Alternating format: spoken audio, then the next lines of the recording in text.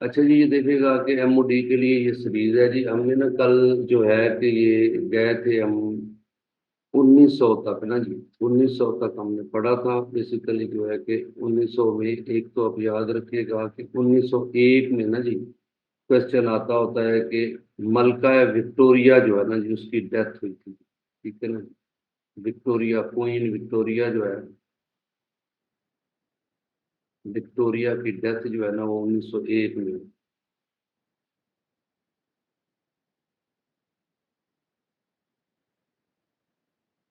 1901 में मतलब है कि इसकी डेथ हुई थी। मलका क्वीन विक्टोरिया जो है ना जी उसकी। और 1901 में केपी जो है ना जी, केपी के को क्या कर दिया गया था, सूबे का दर्जा दे दिया गया था जी 1901 में। सर जी बलूचिस्तान 1970 सुबह में। जी जी, 70 में ना जी, जब 1 यूनिट खत्म किया गया था ना, तो उस 1 यूनिट से 55 खत्म हो गए। बना था ना 1 यूनिट। 55 सॉरी बनिया। 14 मार्च को ना जी, यानी 14 अक्टूबर को 19 मतलब है कि ये 1955।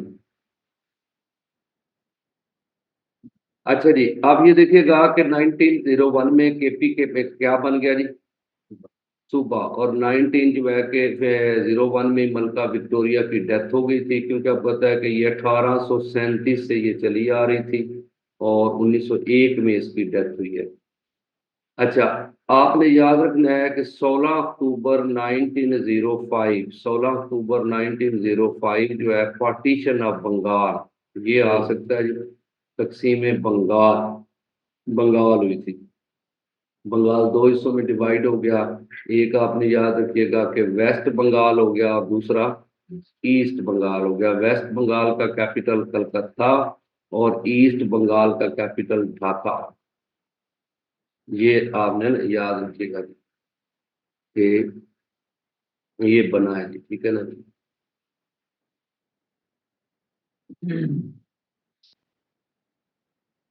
उसके साथ अगर आप देखें तो जब ये पार्टीशन हुई थी तो मुसलमानों को बड़ा फायदा हुआ जी इससे। तो 1900 जो है कि एक में ना जी, आपने ना याद रखिएगा 1901 कह रहा हूँ, वो 1 अक्टूबर 1906 को फिर लेके गए हैं क्या जी,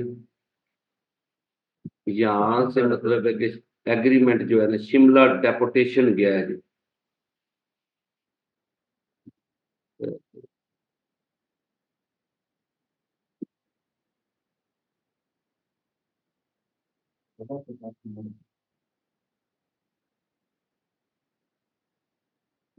अच्छा जी, तो आपने ना ये याद रखिएगा जी। अच्छा, अब आ रही है जी बात। जी जी, क्लास अभी स्टार्ट हुई है जी। आप सारे दोस्त जो है ना जी आगे दोस्तों तक लिंक शेयर कर दीजिएगा। आवाज आ रही है ना, सब दोस्तों को कमेंट कर दीजिएगा जी एक दफा सारे दोस्त के, आपको आवाज आ रही है जी? क्योंकि आज हमने ना मोटी मोटी चीजें जो है ना ये 47 तक का जो दौर है ना उसको कवर करना है। तो याद रखिएगा कि तकसीम बंगाल हुई है 16 अक्टूबर 1905 में। तो इसमें ढाका जो है वो कैपिटल बन गया था ईस्ट पाकिस्तान का, अपना बंगाल का। और कलकत्ता जो है वो वेस्ट बंगाल का कैपिटल था जी। इसी के साथ अगर आप देखें तो 1 अक्टूबर को 1906 को आपने याद रखिएगा कि 1906 को डेपुटेशन जाता है जी, शिमला डेपुटेशन, शिमला वफद जिसे बोला जाता है। ये जो 35 लोग थे जी जिनको लीड किया था सर आगा खान, आगा खान सोम है। ये तीसरे आगा खान है, इनका असल नाम आ जाता है सुल्तान मोहम्मद शाह, सुल्तान मोहम्मद शाह। ठीक है ना जी, आगा खान सोम है जी, तीसरे आगा खान है जी। अच्छा, आप याद रखिएगा कि फिर जो है ये 30 दिसंबर 1906 को क्या बनी थी जी, मुस्लिम लीग। क्योंकि जब ये शिमला डेपुटेशन गया और लॉर्ड मंटो को मिला तो वहां पे इन्होंने अपनी डिमांड रखी। तो वो जो है कि डिमांड जो है जी उनको मतलब है कि करते हुए, फॉलो करते हुए जनाब, मतलब मुसलमानों को लगा कि यार ये तो हमारे लिए बड़ा बेनिफिट होगा अगर हमारी पार्टी हो। तो फिर आप होता है कि मोहम्मदन एजुकेशनल कॉन्फ्रेंस का ना इजलास हो रहा था यहाँ पे ना जी ढाका में, तो नवाब सलीमुल्लाह खान जो नवाब ऑफ ढाका थे ना जी, उन्होंने एक रेजोल्यूशन दी थी कि एक पार्टी होनी चाहिए, ऑल इंडिया मुस्लिम लीग फिर बनी थी 30 दिसंबर में। क्वेश्चन है कि मुस्लिम लीग यूनिसी का फाउंडर कौन से थे, नवाब सलीम मेरे भाई फाउंडर इस अंदाज में है ना कि इन्होंने बेसिकली रेजोल्यूशन दी थी, ठीक है ना, रेजोल्यूशन इनकी है, और बनाई तो सब ने मिल के थी ना जी, यानी कि वो पूरे जो लीडरशिप थी वो सारी इकट्ठी होकर उन्होंने ये मतलब किया था ना जी। तो Nawab Salimullah Khan, all India Muslim, कायदा 1913 जी कायदे आजम तो बाद में, नवाब सलीमुल्लाह खान ने रेजोल्यूशन दी जो कि एक्सेप्ट हो गई, और इसका हेडक्वार्टर आपने याद रखना है मुस्लिम लीग का लखनऊ में है। फिर 1909 की रिफॉर्म्स हैं जी, जिन्हें हम मिंटो मार्ले रिफॉर्म्स बोलते हैं, मिंटो मार्ले रिफॉर्म। ये मिंटो मार्ले रिफॉर्म्स में ना पहली दफा जो है मुसलमानों के लिए क्या कर दिया गया जी, जुदा गाना इंतखाब। ये पहली दफा डॉक्टर साहब जो है वो एक्सेप्ट हो गया जी कि मुसलमान जो है उनके लिए क्या होगा जी, ये मतलब है कि मिंटो मार्ले रिफॉर्म्स में अनाउंस कर दिया गया कि मुसलमानों को सेपरेट इलेक्टोरेट। ये क्वेश्चन आ जाता है कि ब्रिटिश ने कब पहली दफा जो है वो एक्सेप्ट कर लिया सेपरेट इलेक्टोरेट को, तो वो मिंटो मार्ले रिफॉर्म में किया था। समझ आ गई जी। जी सर। अब आप याद रखिएगा कि अगर आप देखें तो 1911 एक ना इशू आया है जी, क्योंकि ना आपको पता होना चाहिए कि 1911-12 में ना दो जंगें हुई हैं। एक हुई है war of Tripoli, war of Tripoli. Tripoli की जंग जो है ना जी, वो आपको पता है लीबिया जो है ना जी, लीबिया के ऊपर ना इटली ने अटैक कर दिया था, तो इसको वार ऑफ ट्रिपोली बोलते हैं। और दूसरी वार है उसको बोलते हैं बाल्कान वार, बाल्कान वार। तो ये बाल्कान वार और जो वार ऑफ ट्रिपोली है ना, ये फिर इधर के जो मुसलमान थे ना उनके लिए बड़ा तो ये बाल्कान वार के दरमियान हुई थी। है। बाल्कान वार। बाल्कान वार ग्रीस, ठीक है ना जी, ग्रीस और मतलब है कि ये आपने याद रखिएगा कि ओवरऑल जो है ग्रीस और टर्की के दरमियान हुई थी, ग्रीस और टर्की।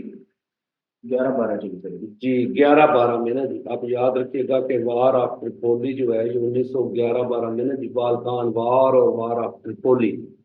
तो इन हालात में ना इधर इंडिया में आपने याद रखिएगा मौलाना मोहम्मद अली जौहर जो है ना जी, उनका एक अखबार बड़ा मशहूर हुआ था 1911 में, उसको क्या बोला जाता है जी, कॉमरेड।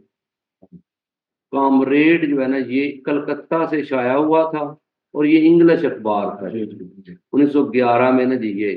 तो आपको पता है 1911 में ना annulment of partition of Bengal हो गई थी। जॉर्ज फाइव आया था यहाँ पे, आप याद रखिएगा कि जो उस दौर का क्या था जी, किंग था ना जॉर्ज फाइव, वो इधर इंडिया आया था और उसने जनाब दरबार में अनाउंस कर दिया कि पार्टीशन खत्म है, क्योंकि इंडिया की जो पार्टी थी ना कांग्रेस, उसने बहुत ज्यादा रौला डाला हुआ था कि जनाब ये पार्टीशन नहीं होनी चाहिए उनको, क्योंकि इससे बड़ा नुकसान था जी। तो उन्होंने फिर एंड पे जो है कि आप याद रखिएगा 1911 में ना जी annulment of partition of Bengal हो गई, और कैपिटल जो है ना वो पहले कलकत्ता था बरतानिया का, उन्होंने फिर इसको शिफ्ट कर दिया दिल्ली। तो जैसे कैपिटल कलकत्ता से दिल्ली शिफ्ट हुआ ना जी, तो ये कामरेड भी जो है ये भी साथ ही दिल्ली शिफ्ट हो गए। तो अब याद रखिएगा कि तो ये ये जॉर्ज फाइव से ना। जी जी जॉर्ज, समझ आ गई जी। जी। तो आपने ना ये याद रखना है कि जॉर्ज फाइव जो है ना जी, वो मतलब है कि उसने ये की थी annulment of partition of Bengal.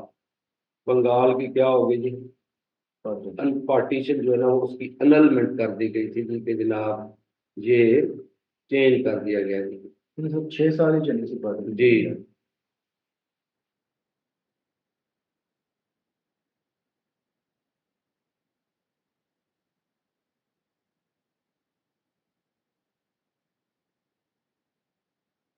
समझ आ गई जी। जी अस्सलाम वालेकुम, ठीक ठाक जी, करण जी।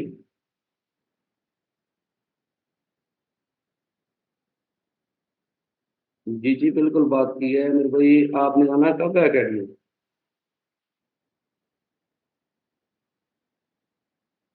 तो आप आ जाएं, मोस्ट वेलकम। हाँ जल्दी फिर आ जाइएगा, ठीक है ना? मैं तकरीबन 12:30 बजे तक इधर हूँ। अच्छा जी, आप ये देखिएगा कि क्या हो जाता है जी कि annulment of partition of Bengal हो गई, दोबारा से बंगाल क्या बन गया जी, एक ही सूबा रह गया ना जी। तो अब ये देखें जी आगे क्या होता है। कामरेड का मैंने आपको बताया, तो मौलाना मोहम्मद अली जौहर का दूसरा अखबार आ जाता है 1913 में। उसका क्या है जी, हमदर्द। ये भी क्वेश्चन इंपॉर्टेंट है जी, हमदर्द आ गया जी। और 1912 में एक अखबार जो है ना, वो भी बड़ी दफा पेपर में आता है, अल हिलाल। ये अबुल कलाम आजाद का अखबार है जी, अबुल कलाम आजाद। ये आपको पता है, शो बॉय ऑफ कांग्रेस बोलते थे जी इनको। तो आप याद रखिए, अल हिलाल, अल हिलाल अखबार 1912 में आया, और ये है किसका जी, अबुल कलाम आजाद का। फिर भाई इनकी ना दो किताबें आ जाती है, क्योंकि ये आपको पता है एजुकेशन मिनिस्टर रहे हैं इंडिया में ना। ये इंडिया में एजुकेशन मिनिस्टर थे जी।